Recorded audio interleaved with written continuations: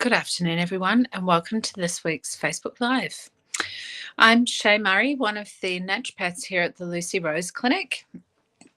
And today's topic is one we get asked a lot: why your normal thyroid results are gaslighting you.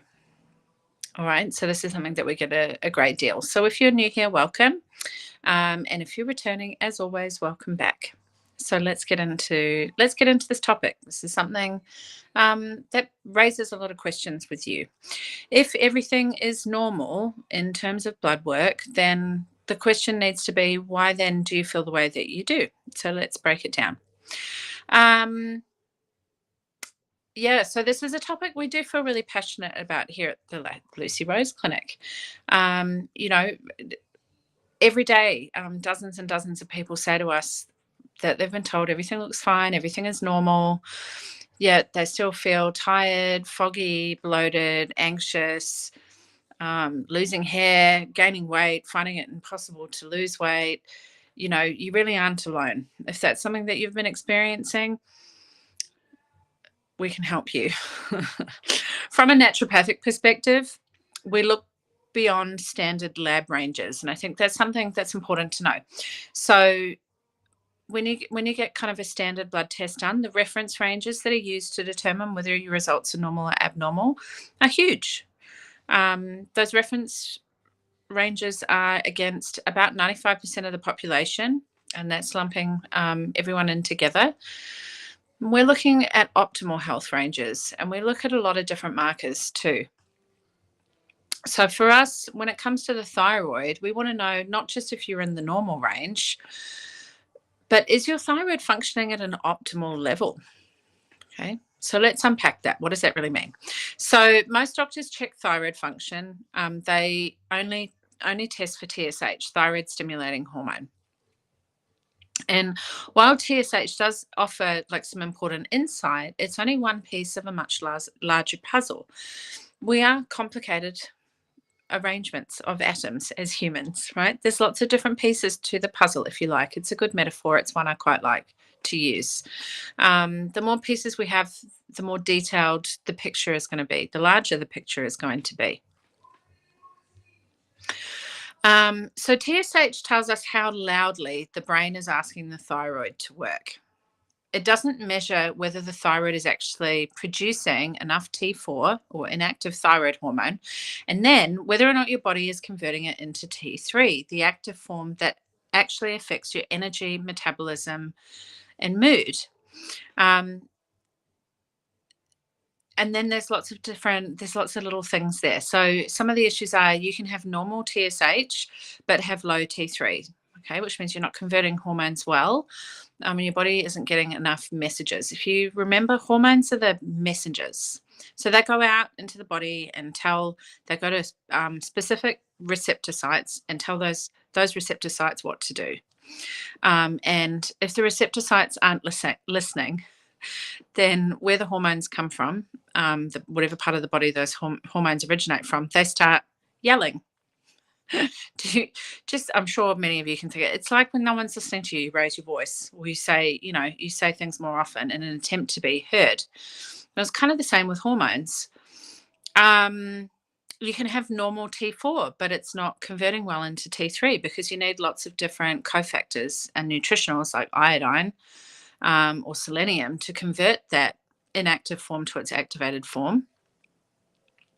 And you can also have enough T3, but your cells are not responding properly to the information that the T3 is trying to give them. And that's usually down to stress, inflammation, and nutrient deficiencies.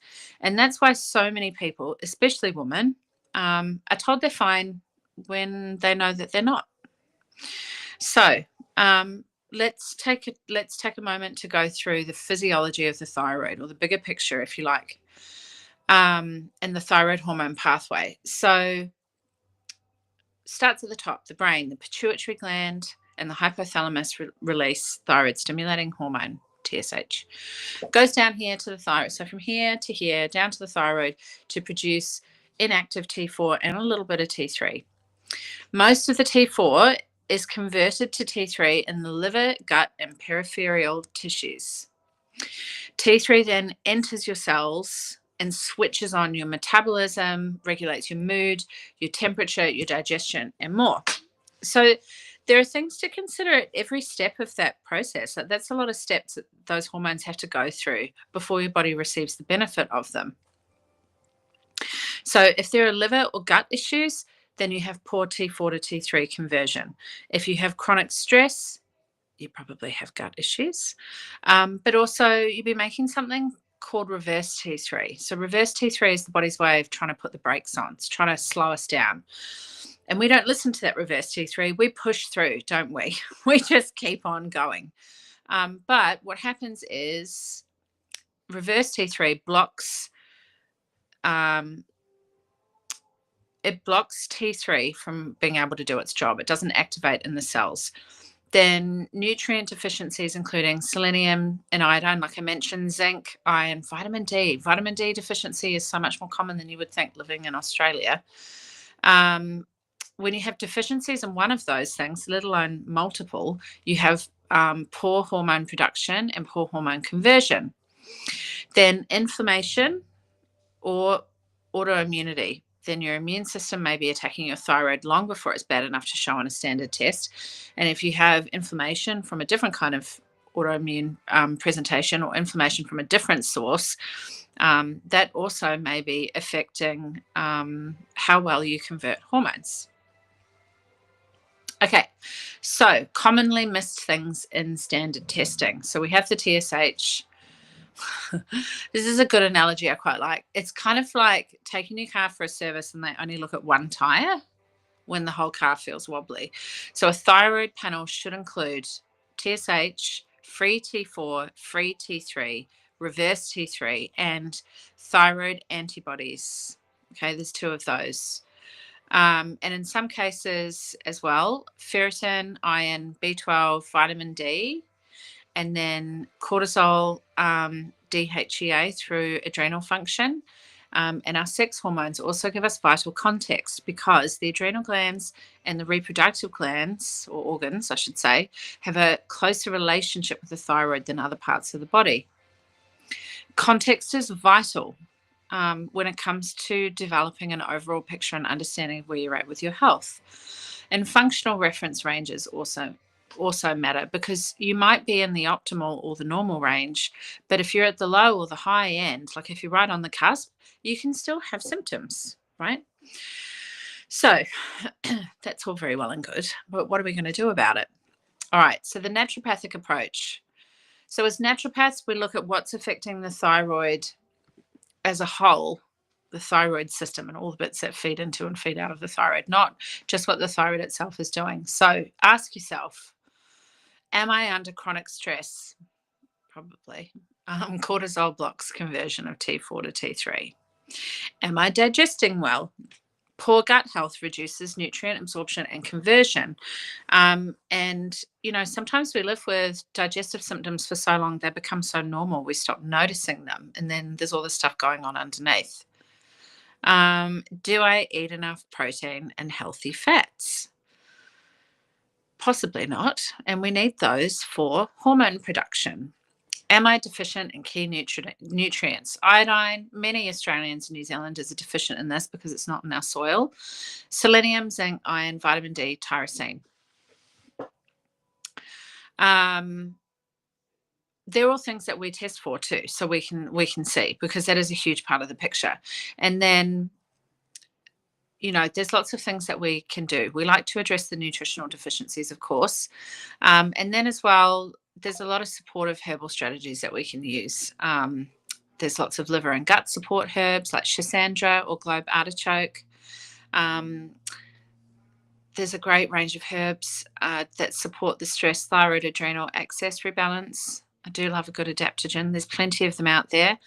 I do urge you not to fall into an online wormhole, but do get professional advice with herbs. You know, they should be treated respectfully, and you might be taking something that's not really for you, such as withania. And seaweed's a really great source of iodine as well too. So like kelp or nori, delicious. Okay, So, final thoughts, really. The truth is, your thyroid might be struggling even if your lab results look normal. You're not imagining your symptoms. You're not lazy. You're not tired just because life is busy. There is something going on that's impacting your body's ability to function at its best. We see this every day. We've seen this every day for 13 years. And you know what? You deserve a practitioner that listens, investigates, and supports you holistically. So, if this does resonate with you, please know that there are answers and strategies to overcome these things. Your thyroid story is real and support is available. Always, always work with a qualified naturopath or integrative practitioner that can run the right tests. More importantly, interpret them properly, and then guide you back to vitality. All right, these things are really important. Finding someone you can work with who can actually investigate, interpret that for you, and work with you to make the necessary changes that are going to bring about vitality, clarity of thought, easy weight management, good energy levels, good sleep, waking up feeling good in the morning.